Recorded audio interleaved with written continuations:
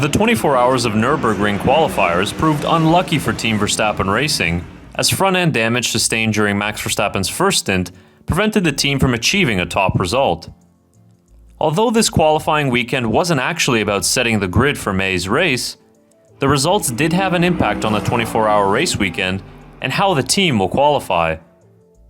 The P39 finish for Verstappen Racing meant that their qualification for next month's 24-hour race will be slightly more complicated than anticipated. It's quite a confusing process, so let's try and break it down in the simplest of terms. This weekend's events were officially called the 24 Hours of Nürburgring Qualifiers, but technically the two races can be called NLS Race 4 and 5. Now, as we touched on last week, this weekend's results do not actually set the grid for the 24-hour endurance race. The real reason this weekend is called the 24-hour qualifiers, however, is that a team's performance in NLS 4 and NLS 5 can provide a leg up as we move closer to May's big event. Qualifying for the Nürburgring 24-hour race includes many stages of knockout-style qualifying before we arrive at Top Qualifying 3, a session for the 12 fastest cars. However, those 12 are not in truth the 12 fastest cars taking part in qualifying, as 6 of those slots are allocated before the Nürburgring 24-hour weekend even begins. The first 2 are offered to teams with the fastest and second fastest theoretical race times across the first 3 NLS rounds, and a third given to the team with the fastest theoretical qualifying time over those 3 rounds. We say theoretical as these lap times will come from a car's absolute best sector times set in races or qualifying sessions. Now, as it relates to the importance of this past weekend's races, the fastest theoretical qualifying time across the 2 sessions will provide one team with a spot in Top Q3 for the Nürburgring 24 hours. And 2 more spots will go to the 2 fastest times in race running.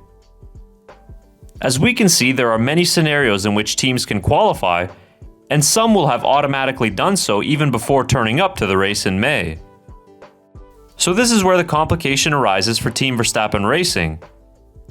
Verstappen did set the fastest lap of the race during the first stint, but we don't know whether this was the fastest theoretical race lap time. The technical issues which saw them finish in P39 now means that it is uncertain whether Team Verstappen Racing will get an automatic slot in Top Qualifying 3 for the 24 hours of Nürburgring. The official list of cars who made it to Top Qualifying has not yet been released, so the team will have to wait in order to see whether they will need to take the long route to Top Quali. Just to make things clear, Max Verstappen and his GT3 team will be racing at the Nürburgring 24 hours. Why this automatic berth in Top Q3 is important is because teams want to avoid any minor gremlins during qualifying at the Nürburgring 24 hours, so it does not impact their chances of a position at the front of the grid. Another thing Team Verstappen Racing allegedly wanted to avoid was the balance of performance rules.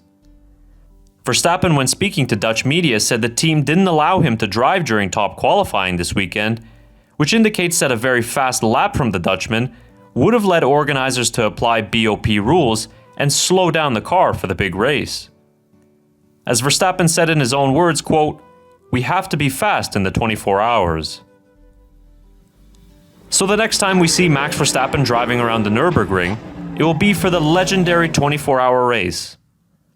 The event takes place from May 14th to 17th, and there will be loads of action coming from the Green Hell.